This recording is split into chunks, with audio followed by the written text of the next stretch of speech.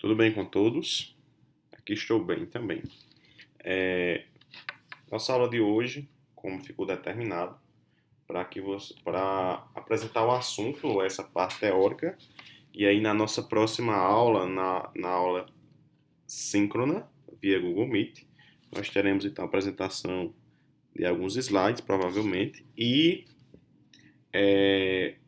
teremos então algumas questões práticas sobre esse assunto. E o objetivo dessa aula de hoje, como eu disse, é apenas a introdução e a apresentação da teoria relacionada a esse assunto, para que na nossa próxima, ou melhor, para que na nossa próxima aula síncrona a gente faça então a resolução de exercícios desse assunto, certo? Então, o assunto de hoje é resolução numérica de equações lineares.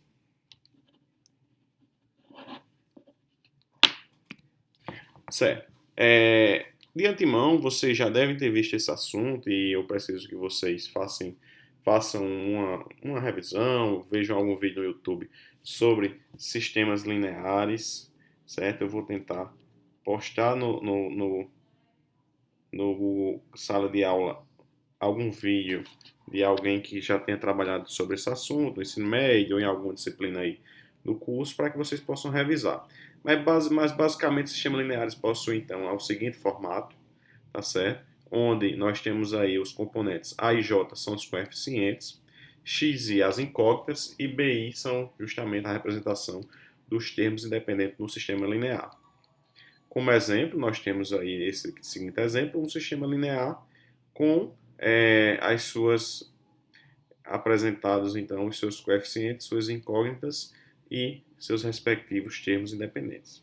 Esse é um assunto aí bem matemático, não vou abordar agora a estudar, a revisar esse assunto. Vou, como disse, vou tentar disponibilizar algum vídeo de alguém que já tenha trabalhado com esses sistemas lineares, para que vocês possam então revisar, mas isso aí é assunto do ensino médio, certo? Então, no ensino médio, do início aí de algumas disciplinas de matemática, certo? Então, diante da utilização de sistemas lineares, nosso objetivo é justamente utilizar-se de métodos numéricos para trazer a proposta do resultado do cálculo da resolução numérica dessas equações lineares.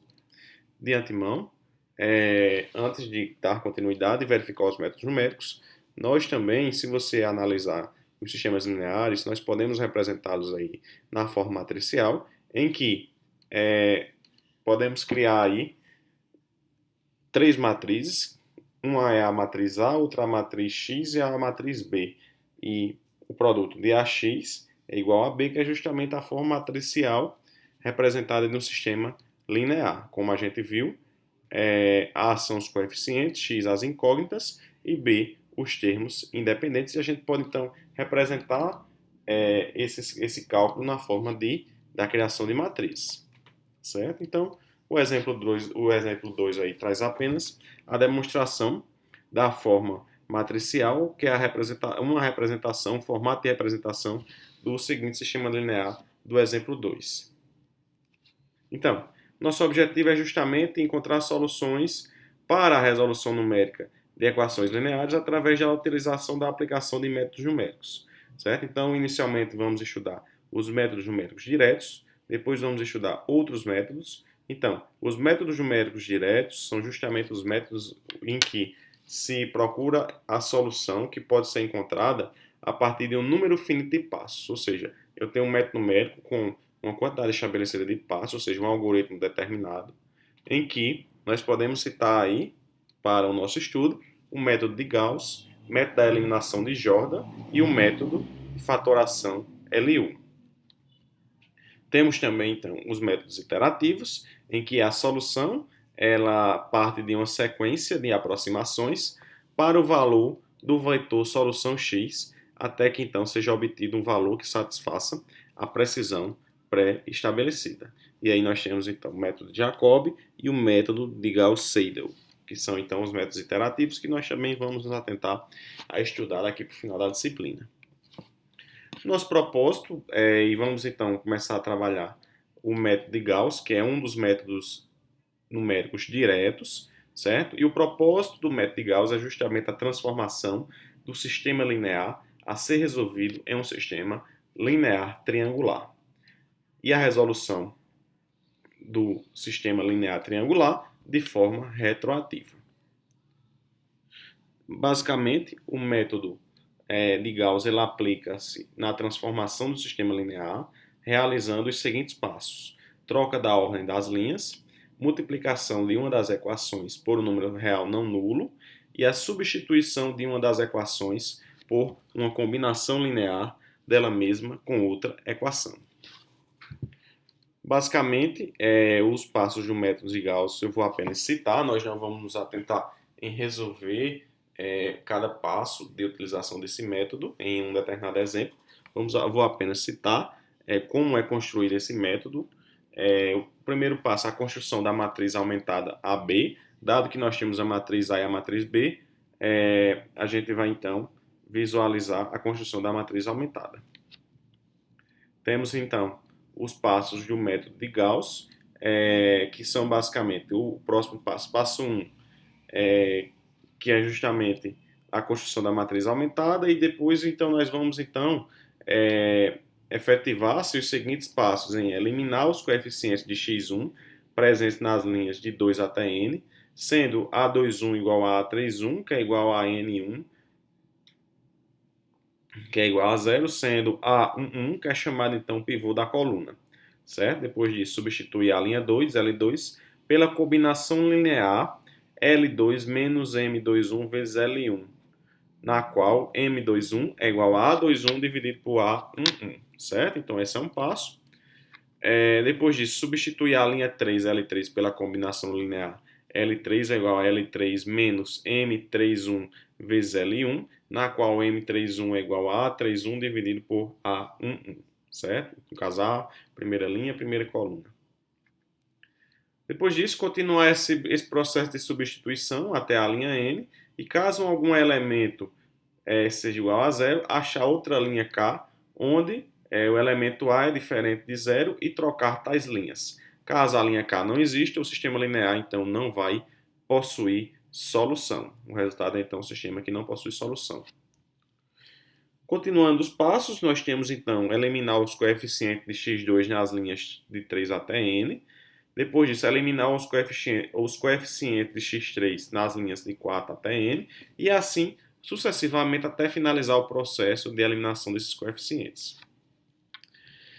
Por sua vez, nós temos então, falando um pouco sobre o método do pivoteamento parcial, que é um método então semelhante ao método de Gauss.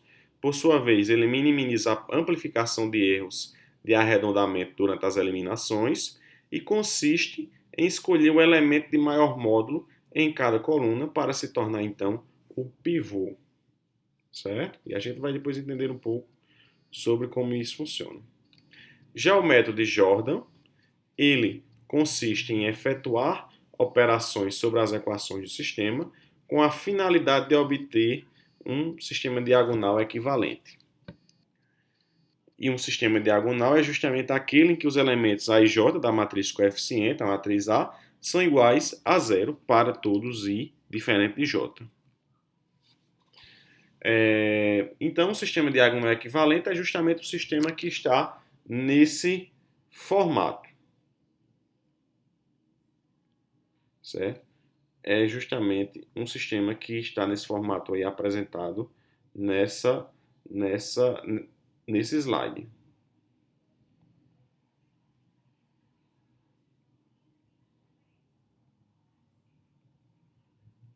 Dando continuidade a esse processo, nós temos também outro método, que é um método bem importante, chamado método da decomposição em LU.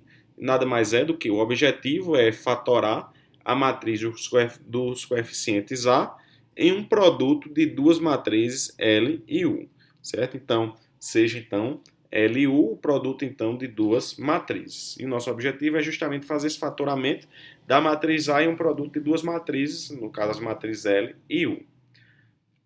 Então, no final da história, nós vamos ter que a matriz A ela é igual ao produto da matriz LU. E para se obter, então, os elementos das matrizes, da matriz L e da matriz U, deve-se, então, calcular os elementos das linhas de U e os elementos das colunas de L, como se segue. Então, tem todo um processo que eu vou citar aqui e na próxima aula a gente vai colocar em prática na resolução de exercícios.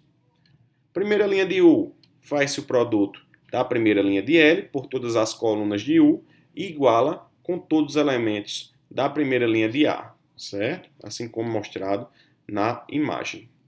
Primeira linha de L, a gente viu a primeira linha de U. Na primeira linha de L, faz-se então o produto de todas as linhas de L, da segunda até a enésima, pela primeira coluna de U e a iguala com os elementos da primeira coluna de A abaixo da diagonal principal, obtendo então o seguinte cálculo. A gente vai ver depois como chegar a esse cálculo. Segunda linha de U, faz-se então o produto da segunda linha de L por todas as colunas de U, da segunda até a enésima, igualando com os elementos da segunda linha de A, da diagonal principal em diante, obtendo-se então o seguinte resultado. Certo? Em que U 2J é igual a 2J menos L 2U vezes U 1J. Depois a gente vai entender como é que isso funciona. Segunda coluna de L, faz então o produto de todas as linhas de L, da terceira até a enésima, pela segunda coluna de U, e a iguala com os elementos da segunda coluna de A, abaixo da diagonal principal, obtendo também o seguinte resultado. A seguinte fórmula, se assim podemos definir. Então, temos então a seguinte fórmula geral para cálculo então, das linhas linhas e colunas, consequentemente, das matrizes L e U, e diante desses cálculos, nós podemos então efetuar os cálculos das matrizes L e U a partir da matriz A. Certo? Resumo de passos é então, seja um sistema AX igual a B de ordem N, onde A satisfaz as condições de fatoração L, U. Então, o sistema AX igual a B pode ser escrito como LUX igual a B. Se a gente viu então no exemplo, nos slides anteriores, que A é correspondente ao produto de L e U. Certo? E aí é apenas um resumo dos passos, que nada mais é do que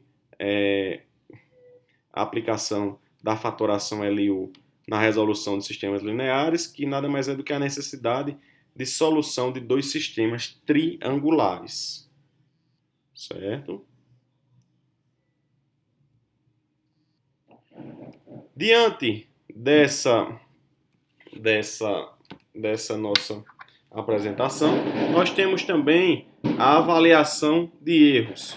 Dado um sistema AX igual a B, no qual nós temos aí as matrizes A, X e B, o erro dessa solução é justamente representado por X menos X', e a gente vai entender de onde vai sair esses resultados de X e X' e calcular então o erro determinado da solução.